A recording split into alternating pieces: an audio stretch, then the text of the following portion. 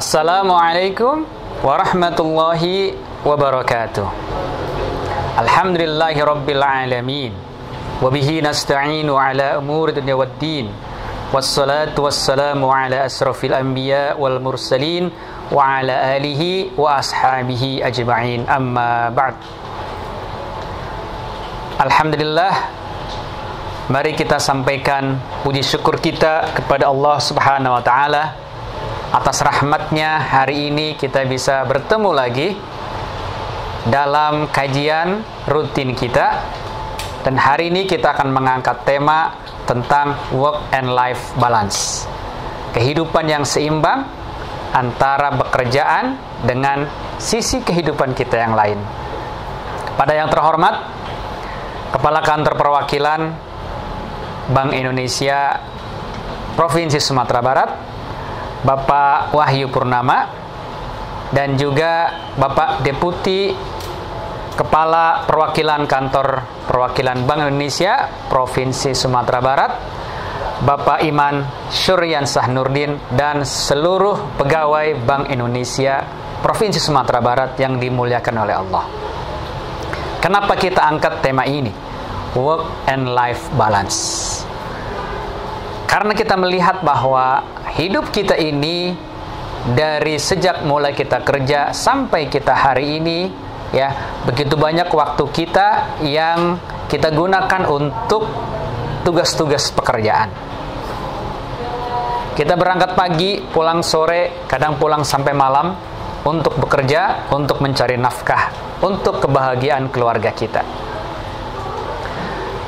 Namun seringkali kita perlu juga melihat bahwa ada sisi-sisi kehidupan kita yang lain yang juga perlu mendapatkan perhatian yang cukup selain pekerjaan kita.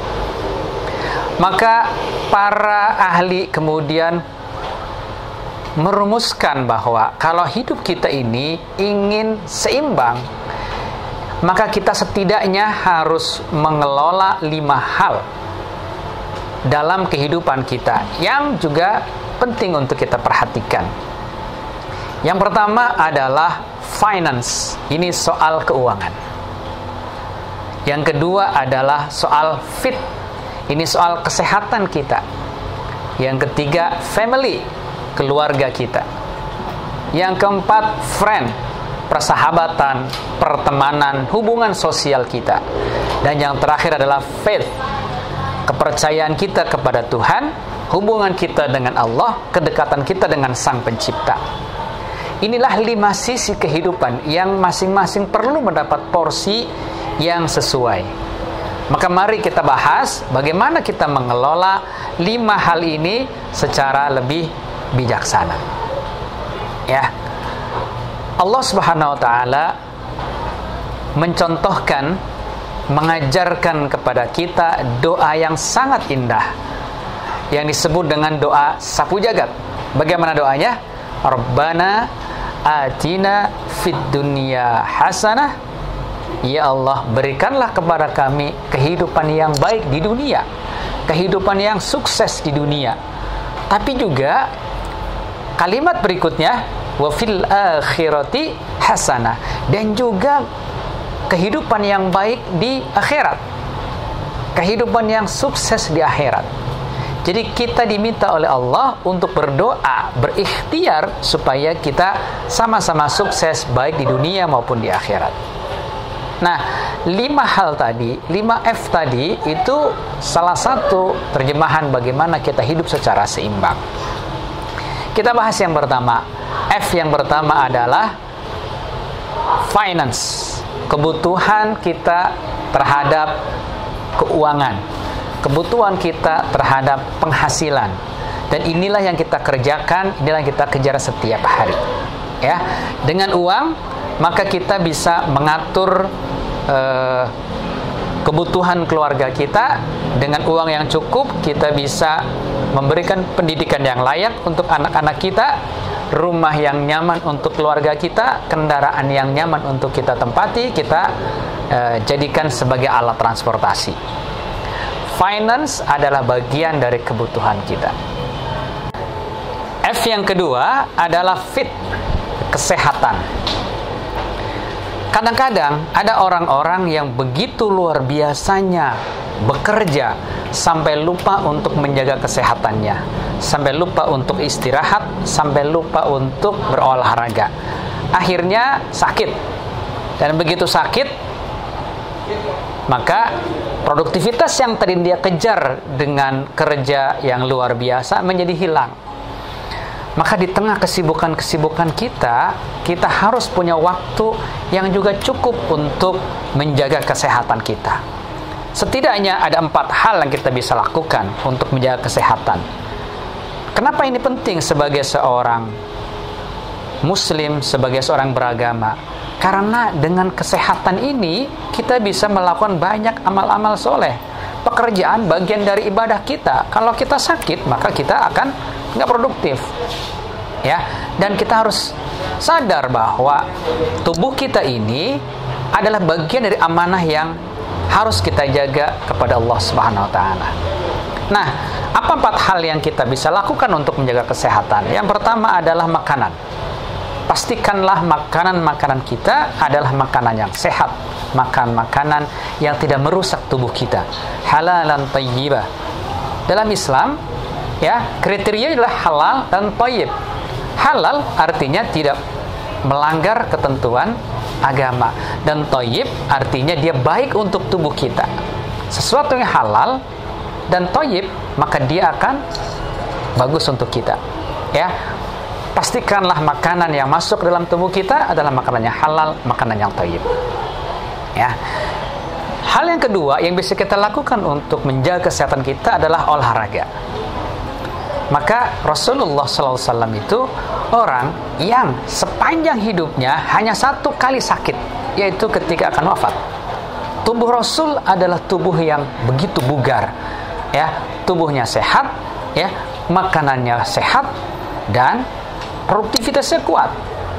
Maka olahraga adalah bagian yang juga kita penting untuk kita lakukan untuk menjaga amanah dalam tubuh kita ini, ya.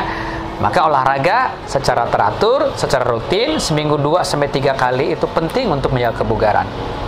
Yang ketiga adalah istirahat yang cukup. Bicara soal istirahat, kita penting. Suatu hari seorang sahabat pernah dilaporkan kepada Rasulullah karena beribadah terus-terusan sepanjang malam dan tidak beristirahat. Ketika dilaporkan, maka orang tadi nasihatlah Rasul. Apa nasihat Rasulullah? Tubuhmu punya hak, Allah punya hak, ya. Keluargamu juga punya hak.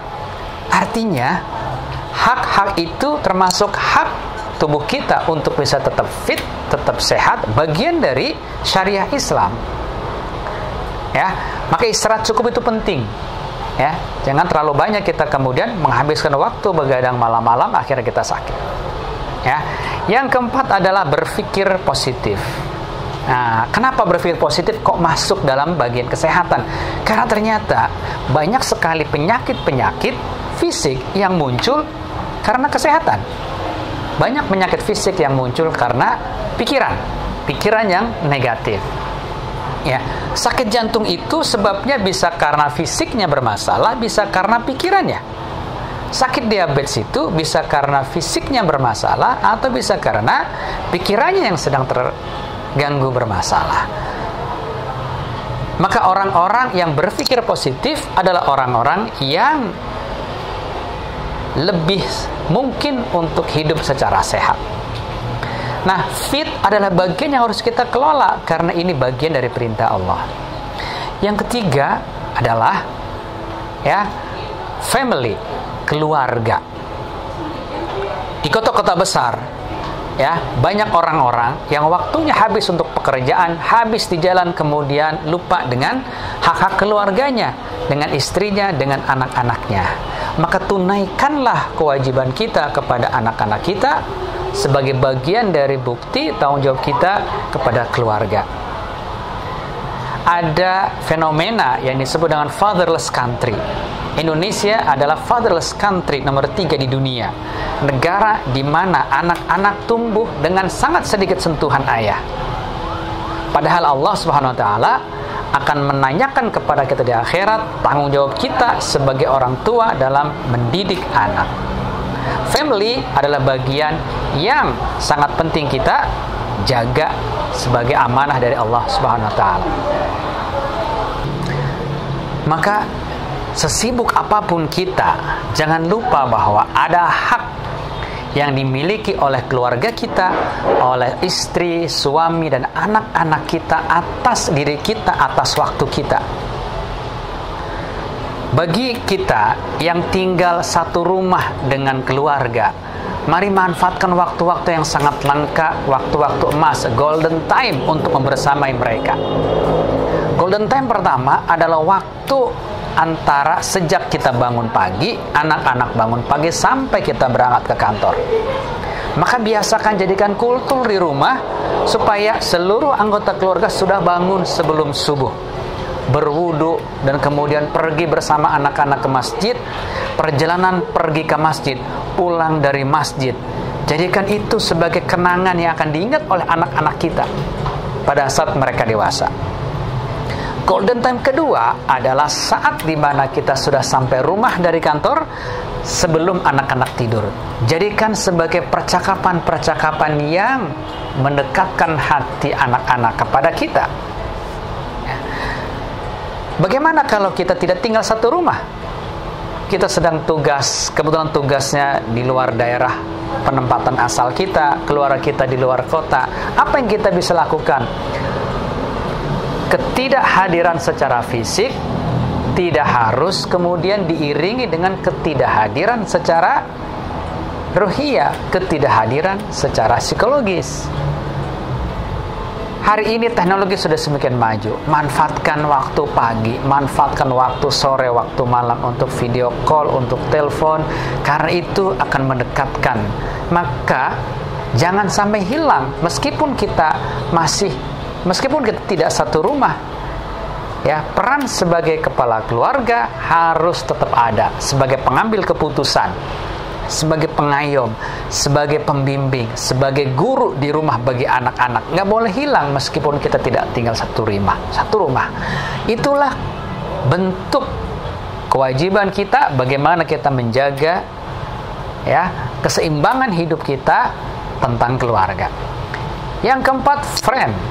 Pertemanan, persahabatan, interaksi sosial dengan tetangga, ya. Seorang muslim adalah orang yang paling baik dengan tetangganya. Barang siapa yang beriman kepada Allah dan hari akhir, maka muliakanlah tetangganya. Begitu besarnya perintah Allah untuk memperhatikan tetangga, ya, sampai-sampai Rasul mengira bahwa tetangga akan mendapatkan waris. Karena begitu luar biasanya Allah memerintahkan untuk memuliakan tetangga.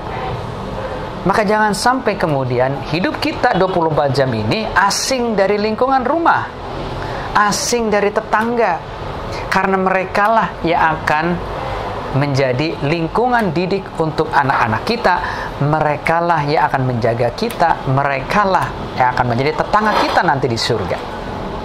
Dan yang terakhir adalah faith, keyakinan kita kepada Tuhan, kepada Allah, ya, keimanan kita kepada Allah, hubungan kita kepada Allah, keimanan kita kepada Allah Subhanahu wa taala. Inilah faktor yang sangat penting yang kemudian akan membingkai 4F sebelumnya. Maka finance, faith, family, and friend harus kemudian dibungkus menjadi satu dengan tujuan untuk mendapatkan ridha Allah, untuk mendapatkan kesempatan bertemu dengan wajah Allah di surga nanti. Insya Allah kita ini orang-orang beriman akan mendapat kesempatan bertemu langsung dengan Allah di surga sesuai apa yang dijanjikan oleh Allah Subhanahu wa taala. Maka mari orientasikan hidup kita, pekerjaan kita, keluarga kita, uang kita, kesehatan kita, semua pertemanan kita sebagai bagian dari ibadah kita kepada Allah Subhanahu wa taala. Kaum muslimin yang Allah rahmati, Allah muliakan. Demikian bahasan kita hari ini. Bagaimana kita hidup sebagai seorang muslim yang perlu menjaga keseimbangan dalam kehidupan kita supaya seluruh hak-hak yang dimiliki oleh orang-orang terhadap kita bisa kita tunaikan. Hak untuk saudara kita, hak untuk keluarga, hak untuk tetangga, hak untuk Allah, dan hak untuk diri kita sendiri. Demikian, Allah a'lam bishawab. Assalamualaikum warahmatullahi wabarakatuh.